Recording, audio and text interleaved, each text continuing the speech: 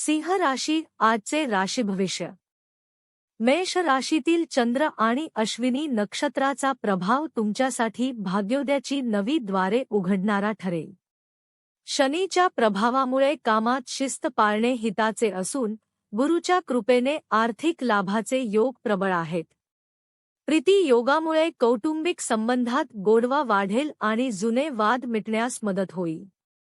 मात्र अष्टम स्थानातील मंगळ आणि वक्री बुध यांच्या स्थितीमुळे घाईगडबडीत कोणतेही महत्त्वाचे निर्णय घेणे टाळावे। आरोग्याकडे दुर्लक्ष करता संयम बाळगणे गरजेचे आहे।